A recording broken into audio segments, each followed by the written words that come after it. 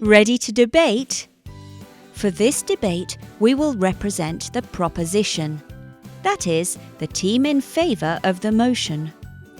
Remember that you can debate in favour or against a motion, whether or not you personally agree with it. In fact, the side you debate can be determined by the flip of a coin. In WSDC, teams refer to themselves as houses, a tradition taken from British Parliament, as in a House of Government. The motion is therefore presented as an opinion of the House. For this debate, our motion is: this House believes that THBT, the United States government should remove Confederate monuments from all public spaces. As the first proposition, we must 1. Define the key terms of the motion. 2. Present our case line. 3. Introduce who will present each argument and give an outline of the arguments in the order that they will be presented. 4. Present the first 2 arguments in depth with evidence and examples. In this motion, we have 3 key terms that require defining: the US government, a Confederate monument, and public spaces. Remember, we're not seeking the definition that's most to our advantage, but rather we're trying to apply the most reasonable, obvious definitions possible with which everyone can agree. 2. Now we present our case line and introduce our arguments. Remember, the case line is our interpretation of the motion according to the ideas and values we intend to defend throughout our argument. It presents our case as precisely and concisely as possible, while introducing the overall theme of our case. A great case line will give a sense of why and how our opinion is right. Our case line for this debate is: we should replace Confederate statues with monuments that reflect our current values of diversity, inclusion, and freedom for all races. This case line presents the motion: we should remove Confederate statues, while simultaneously presenting the why, because they don't reflect our current values, and the how, by replacing them with statues that do cohere with our current values. 3.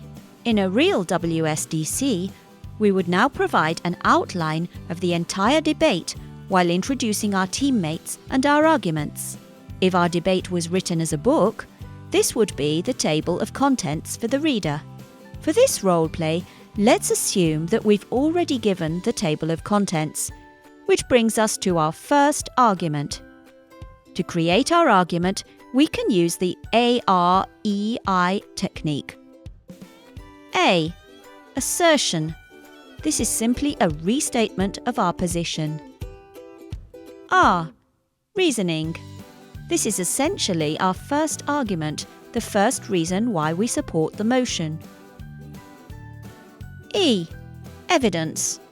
Evidence is a fact or example that proves our assertion. I. Impact. Impact is our explanation of why our assertion is crucial and urgent. Why does it matter so much that we remove these statues? In a real WSDC, we would also present a second argument. But for the purposes of this example, let's move onward to the opposition's first turn. The first opposition must 1. Accept or challenge the definition of the motion. 2. Rebut the proposition's first argument. 3. Present the case line and introduce the arguments. 4. Introduce the opposition team members and give an outline of the arguments. 5. Present 1 or 2 arguments in depth with evidence and examples. In this debate, the opposition has accepted our definition of the terms and will start with the rebuttal. Their objective in the rebuttal is to demonstrate why the arguments from our first proposition are wrong, inconsistent, or logically flawed. Caesar Augustus, Gandhi, and Winston Churchill all did terrible things and held racist beliefs. Should we remove their statues as well? All historical figures had values that we consider immoral today.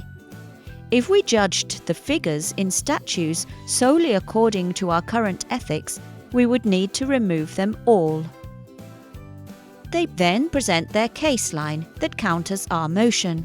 Confederate statues should not be removed, but rather presented with further information that explains their historical context. Once again, this case line opposes the motion. We should not remove Confederate statues, while providing a sense of the why, because they're a part of our history, and the how, by instead providing an explanation of their historical context. The case line is then followed by the outline of their arguments, as well as an introduction of the speakers who will present them. Now the opposition can present their first argument, following the AREI format. They already stated the assertion above. Next, they offer their reasoning. Confederate monuments should remain because they provide an opportunity to critically engage with history and learn from the mistakes of our past. The opposition would then present evidence and examples that support this argument, such as citations from historians testifying to the educational value of maintaining monuments as artifacts of our past, including the darkest and most shameful parts that we must acknowledge and confront in order not to repeat them again. Can you think of a rebuttal that refutes the opposition's argument? Do you have another argument in favour of our motion? Write down your ideas and try to finish the debate with a partner. Good luck!